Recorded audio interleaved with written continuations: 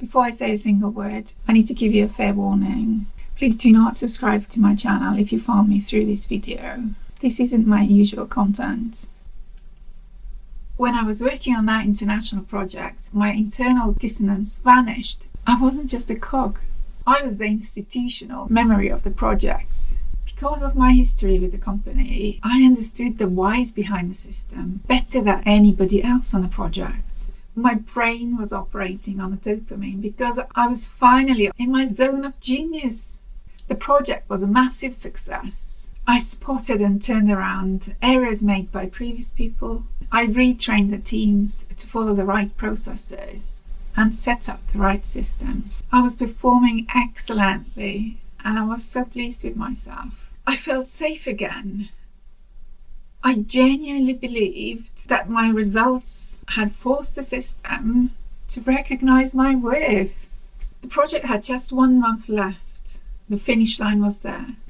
And I had my list of things to do to wrap it all up with a bow. And then came the Wednesday afternoon call with my line manager. It wasn't a face-to-face meeting because we were so far apart logistically. It was a Teams call when I was told that my services for the project were no longer needed and I had to return to my regular accountant post in 2 days' time. My world collapsed in that moment. I couldn't function properly. I was questioning my identity yet again. I felt like being betrayed, It's a profound shock that you experience when the institution you've been fiercely loyal to treats you as completely disposable. I felt like a commodity on the meat market. I felt horrible. I hadn't failed throughout my time. I had delivered excellence, and my reward was to be evicted from the environment that helped me heal the previous disappointments. And they wanted to send me straight back to the box that broke me.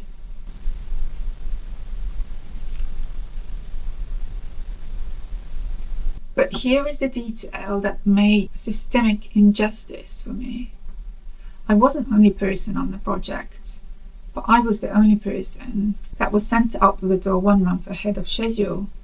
The other people didn't have the experience of historical knowledge, and they've drained it all out of me, and now they didn't need me anymore.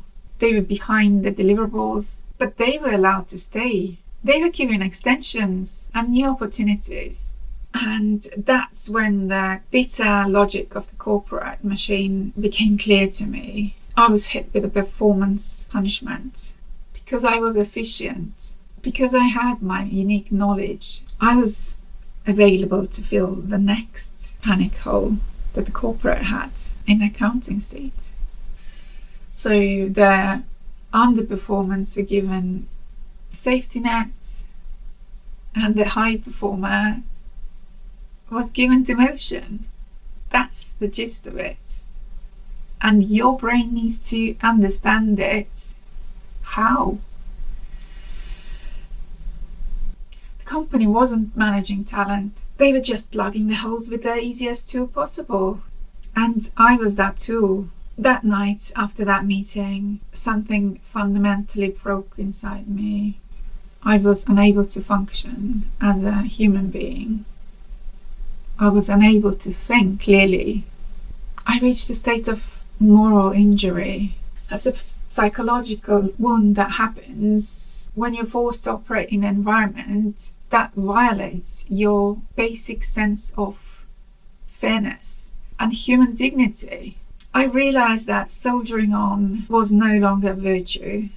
The next morning, I didn't open my laptop. I didn't open my accounting spreadsheet. I opened an email and wrote a grievance to the HR. I decided that if I didn't stand up for my values, I would have failed myself. The last 2 years of my depression, stress, and anxiety were funded by helplessness. But action is the ultimate antidote for the helplessness. I stopped waiting for the company to validate me, and I initiated the process of reality testing.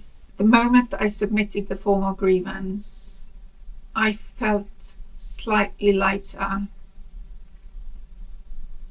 I felt that I've stood up for myself, and I believe the company will see my value. In the next part, I'll show you what happens when you finally stop being nice and start living your life by your values.